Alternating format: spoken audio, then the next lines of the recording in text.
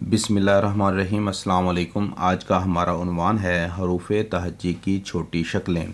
तो आज हम काफ और गाफ की बात करेंगे कि इनकी कितनी छोटी शक्लें होती हैं या कितनी तब्दील शुदा सूरतें इसकी होती हैं। तो काफ जब अकेला लिखा जाता है या लास्ट में लिखा जाता है, और गाफ भी जब अकेला लिखा जाता है या लास्ट में लिखा जाता है, तो इसकी पूरी शक्ल इस्तेमाल होती है, मुकम्मल शक्ल इस्तेमाल होती है। लेकिन जब ये किसी के साथ जुड़ता है तो ये अपनी या तो ये शक्ल इख्तियार करता है या ये शक्ल इख्तियार करता है। इसी तरह गाफ या तो ये शक्ल इख्तियार करता है या ये शक्ल इख्तियार करता है। अब आप ये देखें, ये तीन अल्फाज हैं, काफ रिकर और ये किताब और ये रुकन।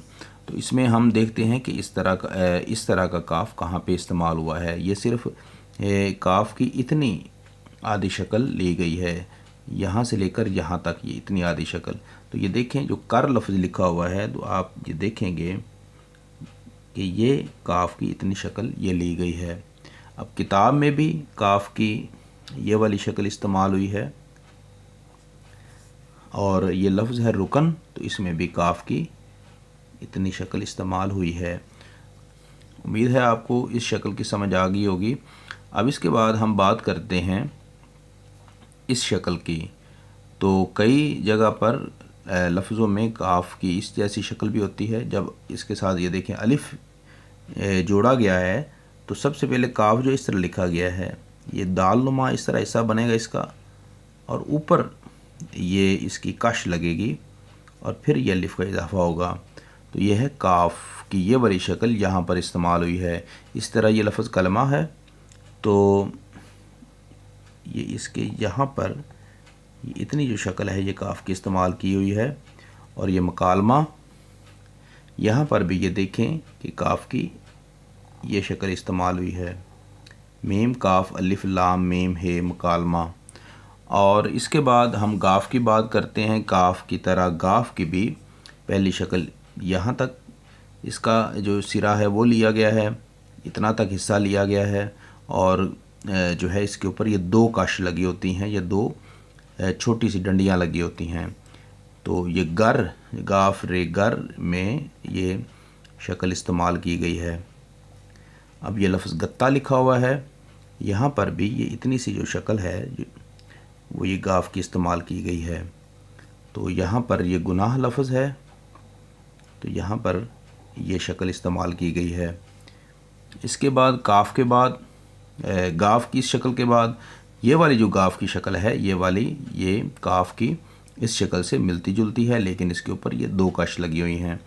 ये देखें, गाफ अलिफ गा लिखा हुआ है, तो यहाँ पर ये शक्ल इस्तेमाल की गई है। तो परेशान नहीं होना आपने कि ये क्या, ये गाफ है और अलिफ ये नहीं समझना आपने, बल्कि ये गाफ की ये शक्ल है। तो ये वाला जो गोल हिस्सा है ये भी गाफ का ही हिस्सा है। तो इसीलिए बताया गया कि आप कहीं गलती से ये ना समझ लें कि गाफ के बाद ये हे है। इसी तरह ये लाम गाफ अलिफ मीम लगाम, तो गाफ का ये इतनी शक्ल इस्तेमाल की गई है, लाम गाफ अलिफ मीम लगाम। ये गुलदान है, और गुलदान में ये गाफ की शक्ल इस्तेमाल की गई है। तो उम्मीद है आपको समझ आ चुकी होगी कि काफ और गाफ की मुख्तसर शक्लें कैसी हैं। अब आपको ये मुख्तसर शक्लें लिखना सिखाते हैं। ये काफ की जो मुख्तसर शक्ल है ये आप गौर से देखें।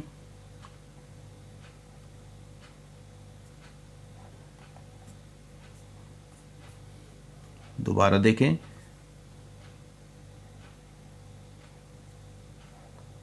ये जो कश है ये थोड़ी लंबी करके लगाते हैं। उसके बाद काफ की ये आधी शक्ल है, ये दालनुमा हिस्सा या आधा सर्कल, ये दालनुमा हिस्सा और ये आधा सर्कल।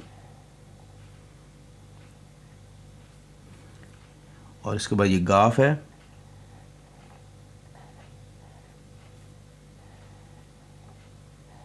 ये गाफ की आधी शक्ल है।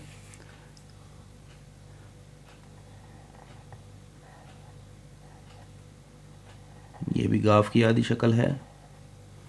तो امید ہے آپ کو کاف اور گاف کی آدی اشکال کے بارے میں جو ہے وہ آگاہی حاصل ہوگی تو آپ کو اگر ہماری ویڈیو اچھی لگی تو ضرور لائک کریں، اپنے دوستوں کے ساتھ شیئر کریں اور ہمارے چینل کو سبسکرائب کریں۔